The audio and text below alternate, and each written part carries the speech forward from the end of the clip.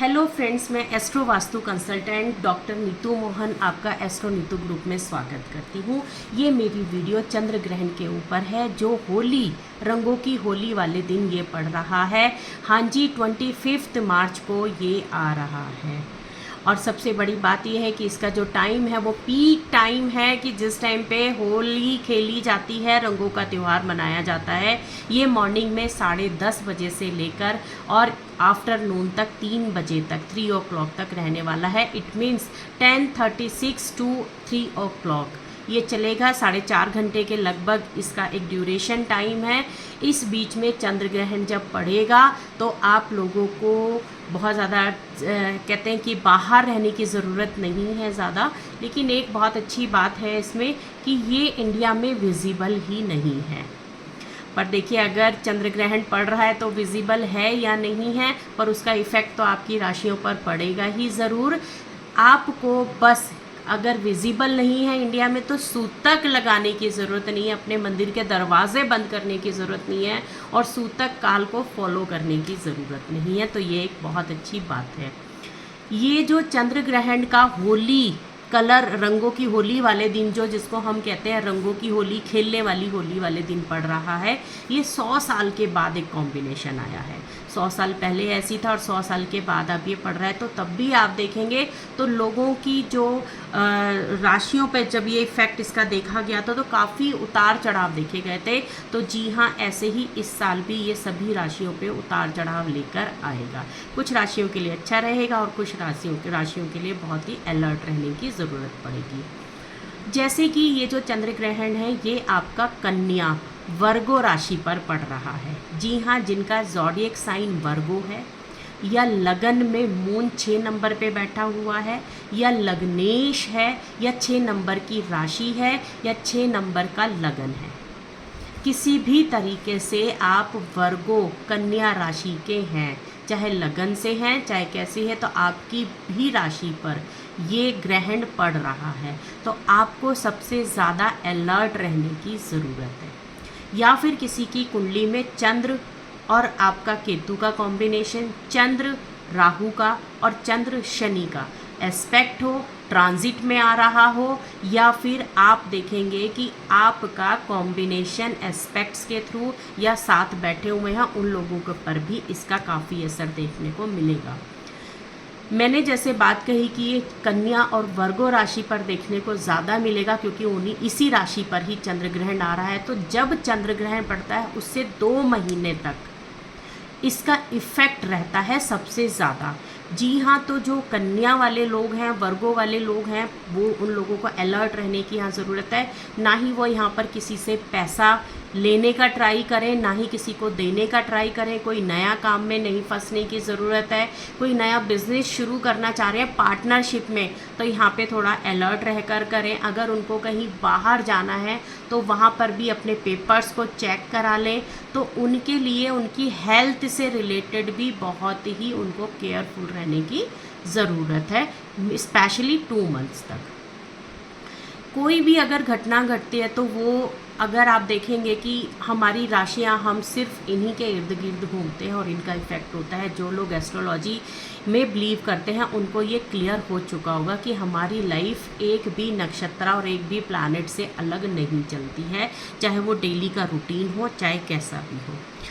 इनके लिए हम कुछ रेमेडीज़ लेकर आए हैं, जिससे कि जिस दिन आप होली खेलें और उस दिन ये चंद्र ग्रहण पड़े तो आपको कोई नेगेटिव ना दे, क्योंकि त्यौहार वाले दिन पड़ा है। और मैंने आपको अपनी लास्ट वीडियो में बताया था कि हमारी एनर्जी जिस दिन बहुत लेवल हाई होता है वो 3 ही त्यौहार होते हैं, एक शिवरात्रि, एक होली और एक दिवाली।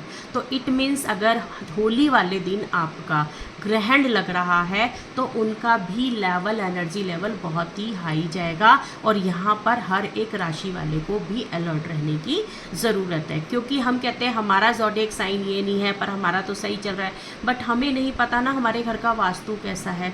सपोज़ आपका वास्तु इसके अकॉर्डिंग नेगेटिव हुआ तो आप भी कहीं ना कहीं हार्म हो सकते हैं या फिर आपको भी प्रॉब्लम्स आ सकती हैं, क्योंकि कोई भी ग्रहण पड़ता है तो वो आपके प्लैनेट को डैमेज करता है।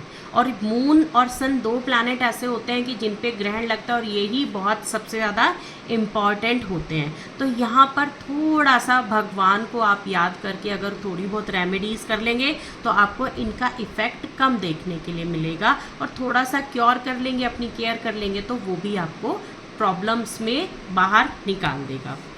जैसे कि हम कहते हैं कि भद्रा काल है, होली का है, होली का दहन एक दिन पहले हो चुका होगा पर उसका इफ़ेक्ट आएगा उस दिन, और उस दिन रंगों की होली है। तो मैं उससे रिलेटेड आपको कुछ रेमेडीज़ बता रही हूँ, जब आप इनको करेंगे तो आपको काफ़ी आराम मिलेगा। और इन रेमेडीज़ में मैं स्पेशली इस साल मेंशन करूँगी जो प्रेग्नेंट लेडीज़ हैं, जो प्रेगनेंसी जिनकी चल रही है, कोई भी मंथ चल रहा हो, उन लोगों को स्पेशली ध्यान देना होगा, क्योंकि आपने शायद स्टोरी सुनी होगी कि होलिका दहन में जो होलिका माता थी वो एक प्रहलाद को लेकर अपनी गोद में बैठ चुकी थी और वो भस्म हो गई थी, पर प्रहलाद रह गए थे।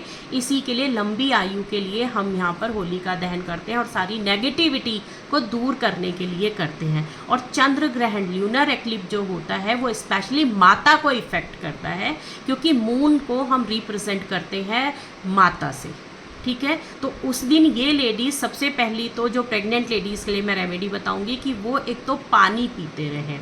स्पेशली ध्यान रखें अगर पानी के अंदर थोड़े से तुलसा मिला लें, और तुलसा वाटर यानी कि आप सुबह डाल दें और उसके अंदर और उसको धीरे धीरे करके सिप पीते रहें, तो एक बहुत अच्छी चीज़ है। दूसरी चीज़ आप ध्यान रखिएगा कि उस दिन आपको सोना नहीं है। इस बीच में एनर्जी लेवल इतना हायर होगा कि सोने के बाद आप ना तो चैंट कर पाते हैं और आपका सबकॉन्शियस पे ये अटैक कर जाता है, और आप प्रेग्नेंट होते हैं तो आपके सबकॉन्शियस के साथ साथ ये बच्चे के सबकॉन्शियस को भी डैमेज कर सकता है। बिल्कुल क्लियर बता रही हूँ, डरिएगा नहीं। इसकी रेमेडी यही है कि आप जगे रहिए और किसी भी भगवान की बुक को रीड करिए, भगवान के भजन सुनिए, मंत्र सुनिए, भगवान की बुक रीड करिए, पाठ करिए, जो आपको करना है करिए, बट आप जगे रहिए आराम से। चाहे आप लेटे रहें, लेट के पढ़ ले, नहीं बैठा जा रहा है, पर ये रेमेडी आप ज़रूर करेंगी। दूसरी चीज़ आपको मैं यहाँ पे अलर्ट रहने के लिए कि इस दिन हम कहते हैं कि किसी चीज़ को काटना नहीं है, डेफिनेटली, क्योंकि ऑलरेडी मून को ग्रहण लग रहा है, मून कट रहा है, और आप अपने हाथ से किसी और चीज़ को अगर डैमेज कर रही है या कट जाता है तो यहाँ पर ये प्रॉब्लम दे सकता है। तो मैं इस बार मेंशन करूँगी, एक तो भगवान का त्यौहार ऐसा है जिसमें रंग खिलते हैं और उसके ऊपर ग्रहण आ चुका है, तो थोड़ा सा अलर्ट रहिए। प्रेग्नेंट लेडीज़ के लिए ये स्पेशल है। अब मैं आपको उपाय बताती हूँ कि जैसा मैंने बताया, आपने जो भी मंत्र सिद्ध करे हुए हैं उन मंत्रों की चैंटिंग आप इस ग्रहण काल में करते रहेंगे, ठीक है। अगर आपने नहीं करे हुए हैं तो भगवान के भजन चला दीजिए घर के अंदर। दूसरी चीज़, इस ग्रहण काल के अंदर, क्योंकि ये विजिबल नहीं है इंडिया के अंदर, तो आप बाहर जा सकते हैं। आप जो ये टाइम मैंने बताया है 10:30 से 3 बजे तक के बीच में, मॉर्निंग में 10:30 से आपका 3 o'clock तक के बीच में आप टेम्पल जाइए। सबसे पहले जाइए जिसके अंदर आपका पीपल ट्री हो। पीपल ट्री के ऊपर आप कच्ची मीठी लस्सी चढ़ाइए, पानी लीजिए, उसमें कच्चा दूध और थोड़ी सी चीनी डालकर पीपल के पेड़ को दीजिए, ठीक है, उनकी जड़ पे देना है। फिर उनके चारों तरफ पीला सूत बांधना है 7 बार राउंड करके, और उनको हाथ जोड़कर आना है। दिया नहीं जलाना है, फिर मेंशन कर रही हूँ, दिया नहीं जलाया जाएगा, ठीक है। अगर आप ये दोनों कर सकते हैं, दोनों कर लीजिए। अगर किसी के पास पीला सूत नहीं है तो वो कच्ची मीठी लस्सी चढ़ा के भी पीपल के ट्री पर दे सकते हैं। इस दिन आप शिवजी के ऊपर आप कच्चा दूध चढ़ाइएगा। कच्चा दूध जो होता है पैकेट वाला ले लीजिए जैसे भी, और जाके प्योर कच्चा दूध चढ़ा के आइएगा और ओम नमः शिवाय की चैंटिंग करिएगा। आपको इसका डबल, जिसको कहते हैं ना पावरफुली इफेक्ट आना, और जिनका केतु बहुत ज़्यादा परेशान करता है इस दिन वो भी आपको परेशान करना छोड़ देगा। जो मैंने आपको कॉम्बिनेशंस बताए हैं उनके लिए सारी रेमेडी इफ़ेक्टिव होंगी। होली का अष्टक लग चुके होते हैं। होली का आप देखेंगे कि हम लोग 8 दिन पहले से लग चुके होते हैं, और होली का अष्टक के बीच में ही होली वाले दिन ये ग्रहण आया है। तो यहाँ पर अष्टमी से अष्टमी तक को हम होलिका अष्टक काउंट करते हैं। तो इस बीच में हम कोई भी शुभ काम वैसे भी नहीं करते हैं, और चंद्र ग्रहण पे तो वैसे भी बिल्कुल उस दिन कुछ हम शुभ कर ही नहीं सकते। तो ध्यान रखिएगा, आप जब भी कोई बात किसी को बोल रहे हैं, स्पेशली कर रही हूँ क्योंकि जहाँ पर केतु की पोजीशन लिए हुए है वो 6 नंबर की केतु की पोजीशन है। इस साल अगर आप कुछ भी बोलेंगे, किसी को गलत कहेंगे, तो वो उल्टा आपके ऊपर इफेक्ट आना है। ये बिल्कुल क्लियर बता रही हूँ। यहाँ पर ये साइकिल आपके ऊपर राउंड होगी। अगर आपने यूनिवर्स में अपने वर्ड्स को अच्छा बोला है तो आपके ऊपर साइकिल के रिसाइकिल के थ्रू आपको बहुत अच्छे रिजल्ट आएंगे। अगर आप किसी के लिए गलत बोल रहे हैं तो रिसाइकिल के थ्रू आपको वो बैड इफेक्ट भी आएंगे, और आप कहेंगे हमारे कर्मा तो अच्छे, एक्चुअली कर्मा कट चुके हैं। आपने जो बोला है, तो इस ग्रहण पर आप ये ध्यान रखिएगा कि किसी को गलत ना बोले, ना ही गलत होने दे।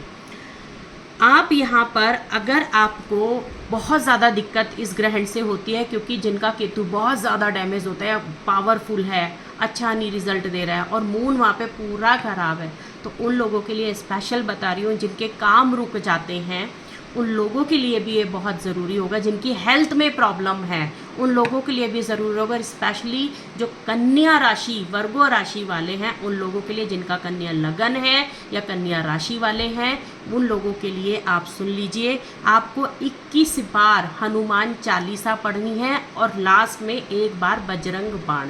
21 के बाद जो 22वां होगा वो बजरंग बाण होगा। और वो कैसे पढ़ना है, अपना एक आसन रेड कलर का लीजिए। आपके घर में जो मंदिर है या बाहर जो मंदिर है, आप कहीं भी जाके ये कर सकते हैं। और एक साथ में रेड कलर का आसन आपको अपने लिए लेना है जिस पे आप बैठेंगे, और एक खाली आसन बराबर में छोड़ देना है।